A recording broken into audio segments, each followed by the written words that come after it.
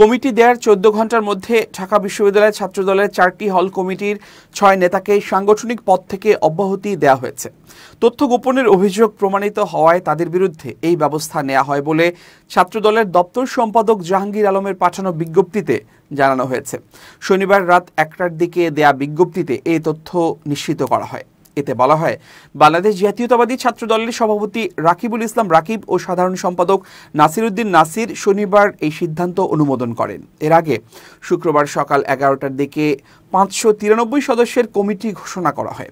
ফলে কমিটি দেওয়ার ১৪ ঘণ্টার মধ্যে ৬ জনকে অব্যাহতি দেওয়া হলো। বিজ্ঞপ্তিতে বলা হয়, ৮ আগস্ট ঢাকা বিশ্ববিদ্যালয়ের ছাত্রদলের অধীনস্থ হল কমিটি ঘোষণা করা হয়।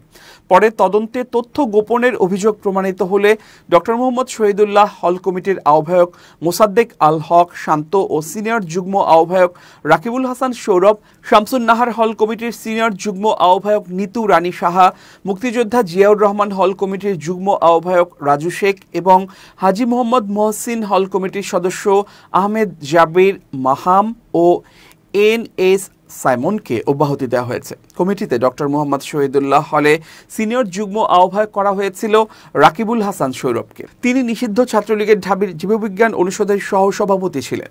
রোকেয়া হল ছাত্র দলের যুগ্ম আহ্বায়ক নিতু রানী সাহা হল ছাত্রলীগের উপ গণযোগাযোগ সম্পাদক ছিলেন, যদিও তিনি ২৪-এর ১৭ জুলাই ঘোষণা দিয়ে পদত্যাগ করেন। গত বছরের ১৫ জুলাই কোটা সংস্কার আন্দোলনে শিক্ষার্থীদের হামলায় জড়িয়ে বয়কট হওয়া আহমেদ জাবির মাহাম হাজী মোহাম্মদ মহসিন হলে কার্যনির্বাহী সদস্যের পদ পান। গত ৩ আগস্ট মুক্তিযোদ্ধা জিয়াউর রহমান হলের রাজু শেখের খালেদা জিয়াকে নিয়ে ব্যঙ্গাত্মক পোস্ট ফেসবুকে স্ক্রিনশট ছড়িয়েছে।